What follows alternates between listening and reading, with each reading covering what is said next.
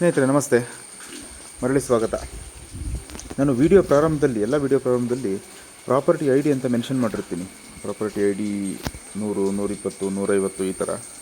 So ಆ I ಡಿನ ಏನಕ್ಕೆ mention ಮಾಡಿರ್ತೀನಿ ಅಂದರೆ, ನೀವು ಕಾಲ್ ಮಾಡಿದವಾಗ ಪರ್ಟಿಕ್ಯುಲರ್ ಐ ಡಿ ನಮ್ಗೆ ಹೇಳಿದಾಗ ಅದನ್ನು ಹುಡುಕಿ ಅದರ ಮಾಹಿತಿ ಕೊಡಲಿಕ್ಕೆ ಅನುಕೂಲ ಆಗ್ತದೆ ಅಂತ.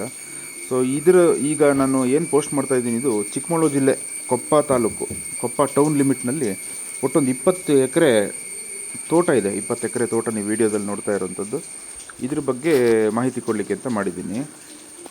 ಇದರ ಐ ಡಿ ಬಂದು 519 ಹ್ಯಾಶ್ಟ್ಯಾಗ್ ಕೊಟ್ಟು 519 ಅಂತ ಹೇಳಿದ್ರೆ ನಮಗೆ ಬೇರೆ ಮಾಹಿತಿ ತಿಳ್ಕೊಳ್ಳಿಕ್ಕೆ ಅನುಕೂಲ ಆಗ್ತದೆ.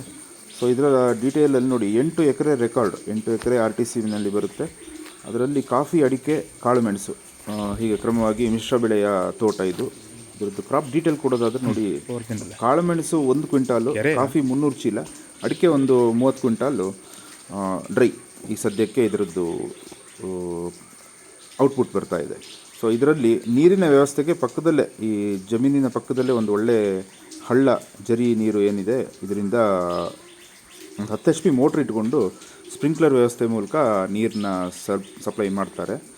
ಎಲ್ಲ ಕಡೆ ಅಂಡರ್ಗ್ರೌಂಡ್ ಪೈಪ್ಲೈನ್ ಇದೆ. ವಿಡಿಯೋದಲ್ಲಿ ಕಾಣಿಸಿರ್ಬೋದು ನಿಮಗೆ, ಇನ್ ಡೀಟೇಲಾಗಿ ತೋರಿಸಿಲ್ಲ. ಅಂಡರ್ಗ್ರೌಂಡ್ ಪೈಪ್ಲೈನ್ ಮೂಲಕ ಎಲ್ಲ ಕಡೆ ನೀರಿನ ಸಿಂಪಡಣೆ ಮಾಡ್ತಾರೆ.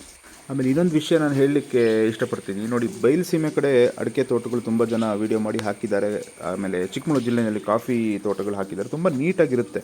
ನಿಮ್ಮ ಕಡೆ ಯಾಕೆ ಸರ್ ಇಷ್ಟೊಂದು ಈ ಥರ ಕಳೆ ಎಲ್ಲ ತುಂಬಿಕೊಂಡಿರುತ್ತೆ ಅಂತ, ಸ್ವಾಭಾವಿಕವಾಗಿ ನಮ್ಮ ಕಡೆ ಆಗಾಗ ಮಳೆಗಳು ಬರೋದ್ರಿಂದ ಅದ್ರ ಪ್ರಭಾವವಾಗಿ ಸ್ವಲ್ಪ ಕಳೆ ಜಾಸ್ತಿ ಇರುತ್ತೆ.